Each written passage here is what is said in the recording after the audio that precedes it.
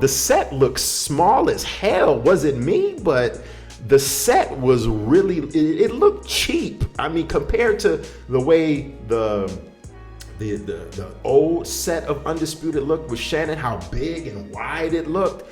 This set looked really small. You had 4 people all at one little ass desk, just kind of like hovering over a desk with a little small background. It didn't look big at all. It just looked cheap. E for One, Entertainment for One podcast. I'm Anthony, AP, and do go ahead, like this video, subscribe to the channel, most importantly. Over 4,100 subscribers. I thank you all. I appreciate you all. Keep them numbers up. Let's get them up. Subscribe to the channel and share the vid if you think it's worthy. If you like this content, of course. Today we're talking Undisputed. Undisputed debuted as, of course, a TV show, a sports debate show on FS1, and it features Skip Bayless. In its former incarnation, it featured Skip Bayless, Shannon Sharpe. They both had a moderator, and they would go head-to-head debating each other on various topics in sports, primarily the NFL and NBA, and they'll sprinkle a little bit of other stuff in there too, but those are the 2 sports that are very popular in the States. So those are the 2 sports that they focus on mostly, is the NFL and NBA.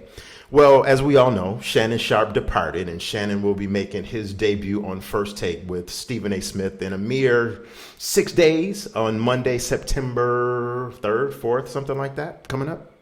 Depending on when you watch this video, he might even has made his debut. But Shannon will make his debut with Stephen A. Smith. Must-see TV, that will be. But today we got the brand new incarnation of Undisputed. We got a brand new theme song. Lil Wayne did the previous theme song for the show with Shannon and Skip. So Lil Wayne did an updated theme song. It was okay. It was all right. It was a little bit more, kind of upbeat, a little bit more. Lil Wayne got a little bit more lyrical, on the theme song. We'll talk about that towards the end, whether or not I think it's better than the old one or I like the newer one. But I'm primarily here to talk about the new lineup, which features Skip Bayless, of course, Michael Irvin, former Dallas Cowboy Hall of Famer, Richard Sherman, former Seattle Seahawks cornerback, and Keyshawn Johnson, former New York Jet and Tampa Bay Buccaneers wide receiver. I didn't know what to expect coming into this. I thought that it was a pretty unique lineup in the sense of all 3 panelists besides Skip are pretty live, and they don't mind being loud and voicing their opinions. Well, I'm here to tell you. What I'm telling you, Danny, is... What I'm telling you, Danny, is I've been pursuing this thing for many, many years. This show is not going to work. Seriously. They have to do... And I know this is only the first show that aired today on Monday, depending on when you watch this. But it was just it was a scream fest. Listen, Michael Irvin... it's like put in Michael Irvin, Richard Sherman, and Keyshawn Johnson all on the set together at one time. That was a major mistake. Going into this, I thought it was going to be a moderator like we have seen before on the show. And I thought it was going to be a moderator, and Skip Bayless was going to be debating Keyshawn Johnson and Michael Irvin and Richard Sherman individually. Not simultaneously at the same time, but I didn't get that. What we got was Skip Bayless actually being the moderator, and we pretty much got a taste of Michael Irvin, Keyshawn, and Richard just screaming at each other the whole time. And that doesn't make for good TV. I understand it's the first show, and they want to come out swinging. They want to come out real. I mean, Skip Bayless was real amped up, hyped up from the beginning. I thought he was a little bit over the top, taking little jabs here at the previous incarnation of the show by saying, I have my brand new all-star team, and, using phrases like that. But I definitely thought the show, it's not good. It's not good. It's not a good look that you have to have three people replace the one person, Shannon Sharp. That just goes to show you how underappreciated and how they really didn't appreciate Shannon Sharp's value and worth that he brought to that network and that TV show. The fact that you had to take three NFL, I don't know if you want to call Keyshawn Johnson a Hall of Famer, but if he is in the Hall of Fame, refresh my memory. I don't think so, but that's not here nor there. The fact that it takes three people to do Shannon Sharp's, the fact that it takes three people to do one person's job, that says a lot about Shannon Sharp. It really does. It says a lot about Shannon Sharp, what, like I said, he brings the authenticity, the realness, and just the football and basketball, just the sports knowledge in general, that especially football, because he's a Hall of Famer. That just shows the value that Shannon Sharp was bringing to that show for all of these years. The show is loud. The show is uneven. Skip, even though I do not like Skip Bayless, full disclosure, I have my moments with him. I'm not going to say that I don't like him, but I'm not a fan of Skip Bayless and his style. It's real, not cartoonish. That's not the word I'm looking for. It's just real, I can't think of the word, but I'm just not a huge fan of Skip Bayless whatsoever. I was basically only watching the show for Shannon and Shannon's take. But the show it's just not good. It's just not good. The fact that Skip could barely he could barely get a word in, barely get a word in. That says a lot, man. I thought we were actually watching the behind the scenes. I thought we were actually watching the prep show, not the actual. It seemed more like this is like the show that they were doing to prep to get ready for the real airing of the show and not the actual airing of the show.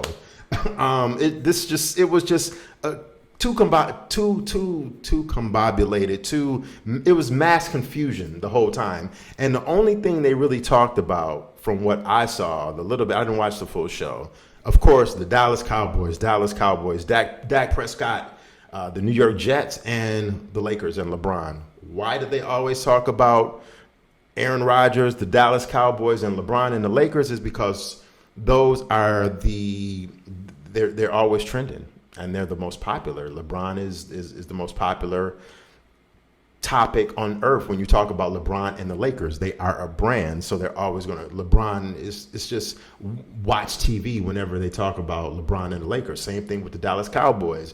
It's just something that sports fans will always gravitate to, and something that you can guarantee sports fans will always watch.